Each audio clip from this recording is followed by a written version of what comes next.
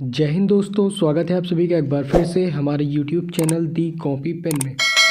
तो हम लोग बात कर रहे हैं प्राचीन भारतीय इतिहास की, एंशियंट हिस्ट्री। ठीक, और हमारी जो सीरीज़ चल रही वो है लूसेंट जिंदाबाद सीरीज़। तो उसी के क्रम में आज का जो टॉपिक है वो है बौद्ध धर्म। तो इससे पहले हम लोगों ने जैन धर्म के बारे में जो महत्वपूर्ण पॉइंट्स थे उनकी चर्चा कर ली थी। तो आज हम लोग बौद्ध धर्म के बारे में पढ़ेंगे। तो चलिए शुरुआत करते हैं बौद्ध धर्म की। और जैन धर्म, बौद्ध धर्म, ये दोनों बहुत ही इम्पॉर्टेंट टॉपिक हैं, तो इनको तो आप स्किप कर ही नहीं सकते, तो इसलिए अच्छे से पढ़िएगा। पहला पॉइंट है कि बौद्ध धर्म के संस्थापक कौन है? गौतम बुद्ध, आप सबको पता है। उन्हें एशिया का ज्योतिपुंज मतलब लाइट ऑफ एशिया कहा जाता है। और इनके जन्म की बात करें तो गौतम बुद्ध का जन्म 563 ईसा पूर्व में कपिलवस्तु के लुम्बिनी नामक स्थान पर हुआ था। ठीक, तो महावीर स्वामी और गौतम बुद्ध, तो इन दोनों के जन्म स्थान और कब इनका जन्म हुआ था तो इनके बारे में कन्फ्यूजन काफ़ी होता है, तो ये आप ध्यान में रखिएगा कि कन्फ्यूजन ना हो। तो गौतम बुद्ध का जन्म 563 ईसा पूर्व में कपिलवस्तु के लुम्बिनी नामक स्थान पर हुआ था। और इनके पिता का नाम शुद्धोधन था, जो शाक्यगढ़ के मुखिया थे। ठीक, इनकी माता जो माया देवी जी थी, उनकी मृत्यु के इनके माया देवी की मृत्यु इनके जन्म के 7वें दिन ही हो गई थी। ठीक, मतलब इनके जन्म के जब 7 दिन पूरे हुए तब इनकी जो माता थी माया देवी, उस वक्त उनकी मृत्यु हो गई थी। तो भाई इनका लालन पालन किसने किया? तो उनकी मौसी या फिर सौतेली माँ का नाम आता है, जिनका नाम क्या था? प्रजापति गौतमी ने किया था। इनकी मौसी ही थी। इनके बचपन का नाम सिद्धार्थ था। और गौतम बुद्ध का जो विवाह 16 वर्ष की अवस्था में यशोधरा के साथ हुआ। इनके पुत्र का नाम राहुल था। सिद्धार्थ जब कपिलवस्तु की सैर पर निकले तो इन्होंने 4 चीज़ों को देखा। कौन से 4 चीज़? पहला तो बूढ़ा व्यक्ति, दूसरा एक बीमार व्यक्ति, तीसरा शव यात्रा को उन्होंने देखा, और चौथा एक सन्यासी जो प्रसन्नचित्त मुद्रा में था। तो इन्हीं 4 घटनाओं या फिर ये जो 4 घटनाएं हैं, इन चारों घटनाओं को जब गौतम बुद्ध देखते हैं तो उनका जीवन वहीं से एक अलग मोड़ ले लेता है ना। देखते हैं आगे। नेक्स्ट है कि सांसारिक समस्याओं से व्यथित होकर सिद्धार्थ ने 29 वर्ष की अवस्था में गृह त्याग दिया, जिसे बौद्ध धर्म में महाभिनिष्क्रमण कहा जाता है। तो बौद्ध धर्म में 2 शब्द हैं। गृह त्यागने को क्या कहते हैं? महाभिनिष्क्रमण कहते हैं। और मृत्यु जब हुई थी महात्मा बुद्ध की तो उसको महापरिनिर्वाण कहा जाता है। ठीक, तो ये दोनों आप ध्यान में रखिएगा कि घर त्यागने की जो अवस्था है उसको क्या कहते हैं? महाभिनिष्क्रमण। ओके। नेक्स्ट पॉइंट है कि गृह त्याग करने के बाद सिद्धार्थ ने वैशाली के अलार कलाम से सांख्य दर्शन की शिक्षा ग्रहण की। अलार कलाम सिद्धार्थ के प्रथम गुरु हुए, जिससे उन्होंने शून्य का ज्ञान प्राप्त किया। नेक्स्ट है कि अलार कलाम के बाद सिद्धार्थ ने राजगीर के रुद्रक रामपुत्र से शिक्षा ग्रहण की, जिससे उन्होंने योग का ज्ञान प्राप्त हुआ। उरुवेला में सिद्धार्थ को कौंडिन्य, वप्पा, भादिया, महानामा एवं अस्सागी नामक 5 साधक मिले। उसके बाद बिना अन्न जल ग्रहण किए 6 वर्ष की कठिन तपस्या के बाद, कितने? 6 वर्ष की कठिन तपस्या के बाद 35 वर्ष की आयु में वैशाख की पूर्णिमा की रात निरंजना या फल्गु नदी के किनारे पीपल वृक्ष के नीचे, तो इनको ज्ञान पीपल वृक्ष के नीचे मिला था। और नदी कौन सी थी? निरंजना या फल्गु। सिद्धार्थ को ज्ञान प्राप्त हुआ। ज्ञान प्राप्ति के बाद सिद्धार्थ बुद्ध के नाम से जाने जाने लगे ना। वह स्थान क्या कहलाया? बोध गया कहलाया, जहाँ इनको ज्ञान प्राप्त हुआ। बुद्ध ने अपना प्रथम उपदेश सारनाथ ऋषि पत्तनम में दिया, जिसे बौद्ध ग्रंथों में धर्म चक्र प्रवर्तन कहा गया है। तो धर्म चक्र प्रवर्तन क्या है? बुद्ध का प्रथम उपदेश। बुद्ध ने अपने उपदेश जनसाधारण की भाषा पाली में दिए। बुद्ध ने अपने उपदेश कोसल, वैशाली, कौशाम्बी व अन्य राज्यों में दिए, लेकिन सर्वाधिक उपदेश जो है वो कोसल देश की राजधानी श्रावस्ती में दिए। नेक्स्ट है कि इनके प्रमुख अनुयायी शासक कौन थे? तो बिंबिसार, प्रसेनजित व उदयन इनके मतलब अनुयायी शासक थे जो बौद्ध धर्म को मानते थे। नेक्स्ट है कि बुद्ध की मृत्यु 80 वर्ष की अवस्था में 483 ईसा पूर्व में कुशीनारा, ठीक, इसे देवरिया उत्तर प्रदेश में चुंद द्वारा अर्पित भोजन करने के बाद हो गई, जिसे बौद्ध धर्म में महापरिनिर्वाण कहा गया है। मल्लों के अत्यंत सम्मानपूर्वक बुद्ध का अंत्येष्टि संस्कार किया गया। एक अनुश्रुति के अनुसार मृत्यु के बाद बुद्ध के शरीर के अवशेषों को 8 भागों में बांटकर उन पर 8 स्तूपों का निर्माण कराया गया। अगला बिंदु है कि बुद्ध के जन्म एवं मृत्यु की तिथि को चीनी परंपरा में कैंटोन अभिलेख के आधार पर निश्चित किया गया है।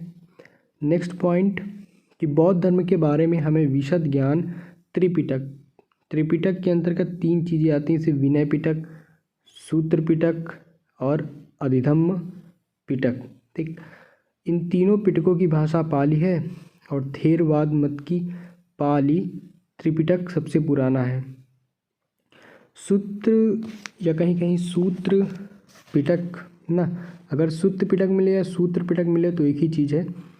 तो सूत्र पिटक में बुद्ध के धार्मिक सिद्धांतों को संवाद के रूप में संकलित किया गया है। विनय पिटक में संघ के भिक्षु एवं भिक्षुणियों के लिए बनाए गए नियमों का संग्रह किया गया है और इसमें संघ के अनुशासन के तोड़ने पर किए जाने वाले प्रायश्चितों की सूची दी गई है। किसमें? विनय पिटक में।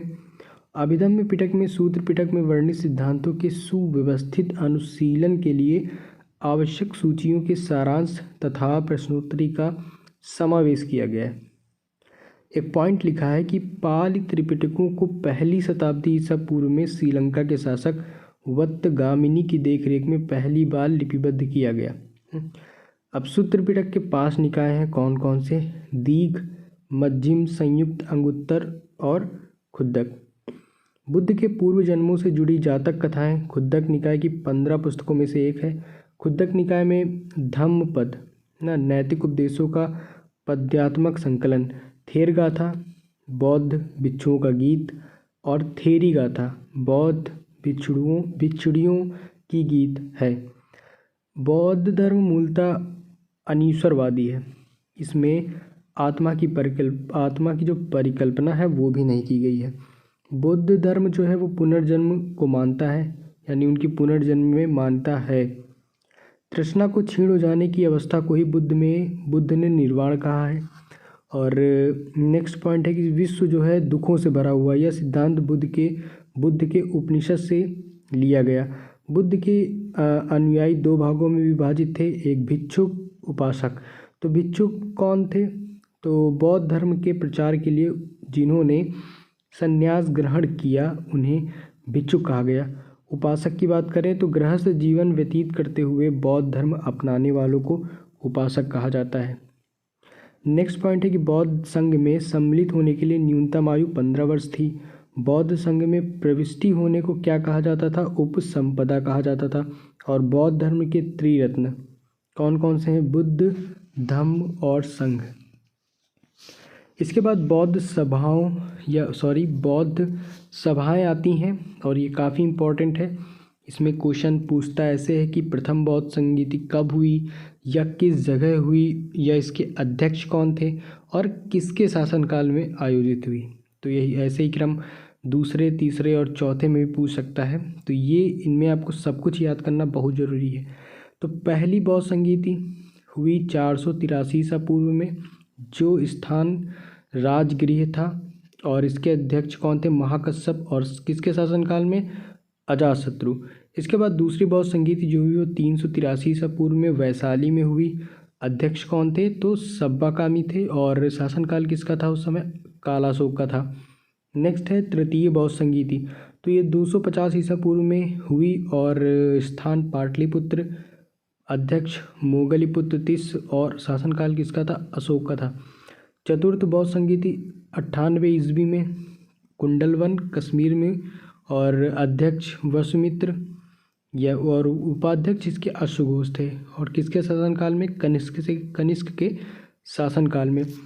तो 2-3 बार 4 बार पढ़ेंगे ना तो आपको याद हो जाएंगे, और इनको याद करना बहुत ज़रूरी है। चतुर्थ बौद्ध संगीत के बाद बौद्ध धर्म 2 भागों में बढ़ गया, हीनयान और महायान। बौद्ध धर्म के महायान संप्रदाय का आदर्श बोधिसत्व है। बोधिसत्व दूसरे के कल्याण को प्राथमिकता देते हुए अपने निर्वाण में विलंब करते हैं। हीनयान का आदर्श अरहत पद को प्राप्त करना है। जो व्यक्ति अपनी साधना से निर्वाण की प्राप्ति करते हैं उन्हें ही अरहत कहा जाता है। नेक्स्ट पॉइंट है कि धार्मिक जुलूस का प्रारंभ सबसे पहले बौद्ध धर्म के द्वारा प्रारंभ किया गया। बौद्धों का सबसे पवित्र त्यौहार वैशाख पूर्णिमा है, जिसे बुद्ध पूर्णिमा के नाम से जाना जाता है। इसका महत्व इसलिए है कि बुद्ध पूर्णिमा के ही दिन बुद्ध का जन्म, ज्ञान की प्राप्ति एवं महापरिनिर्वाण की प्राप्ति हुई। अब 1-2 पॉइंट्स हैं, उनको और देखते हैं कि बुद्ध ने सांसारिक दुखों के संबंध में 4 आर्य सत्यों का उपदेश दिया है। तो ये भी इम्पोर्टेंट है। कौन से 4 आर्य सत्य हैं? दुख समुदाय, दुख निरोधगामिनी प्रतिपदा। तो ये भी आपको ध्यान में होना बहुत ज़रूरी है। इसके बाद अष्टांगिक मार्ग भी आपको याद होने चाहिए। तो इन सांसारिक दुखों से मुक्ति हेतु बुद्ध ने अष्टांगिक मार्ग की बात कही है। कौन कौन से हैं? सम्यक दृष्टि, सम्यक संकल्प, सम्यक वाणी, सम्यक कर्मांत, सम्यक आजीव, सम्यक व्यायाम, सम्यक स्मृति, और लास्ट है सम्यक समाधि। ठीक, तो ये कई बार पढ़ेंगे तो याद हो जाएगा। नेक्स्ट पॉइंट है कि बुद्ध के अनुसार अष्टांगिक मार्गों के पालन करने में के उपरांत मनुष्य की भव तृष्णा नष्ट हो जाती है और उसे निर्वाण प्राप्त हो जाता है। निर्वाण बौद्ध धर्म का परम लक्ष्य है, जिसका अर्थ होता है दीपक का बुझ जाना, अर्थात जीवन मरण चक्र से मुक्त हो जाना। बुद्ध ने निर्वाण प्राप्ति को सरल बनाने के लिए 10 शीलों पर बल दिया है, जैसे अहिंसा, सत्य, अस्तेय। अस्तेय मतलब होते हैं चोरी ना करना, और अपरिग्रह का मतलब होता है किसी प्रकार की संपत्ति न रखना।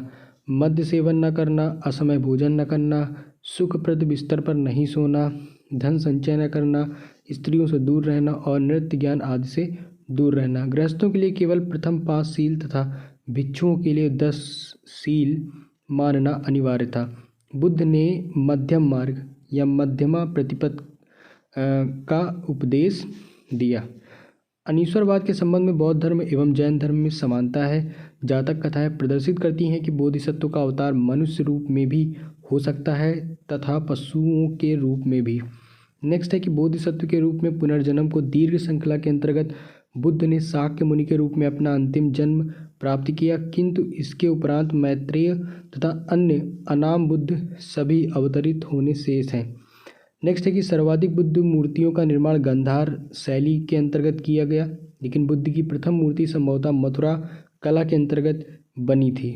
नेक्स्ट है कि तिब्बत, भूटान एवं पड़ोसी देशों में बौद्ध धर्म का प्रचार पद्म संभव गुरु रिनपांच ने किया।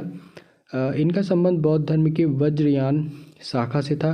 इनकी 123 फीट ऊंची मूर्ति हिमाचल प्रदेश रेवालसर झील में है, और भारत में उपासना की जाने वाली प्रथम मूर्ति संभवतः बुद्ध की ही थी। ठीक, तो यहाँ पर आपने बौद्ध धर्म से संबंधित महत्वपूर्ण पॉइंट्स देखे। अब भारत में एक महत्वपूर्ण बौद्ध मठ है, तो ये स्क्रीनशॉट आप लेकर इसको पढ़ सकते हैं। बाकी उतना इम्पोर्टेंट नहीं है, लेकिन बौद्ध धर्म और महात्मा बुद्ध से संबंधित सभी पॉइंट बहुत इंपॉर्टेंट है। ठीक, तो आप सबको पढ़ लीजिए, और वीडियो में अंत तक बने रहने के लिए आपका बहुत बहुत धन्यवाद। मिलते हैं हम लोग अपने अगले वीडियो में।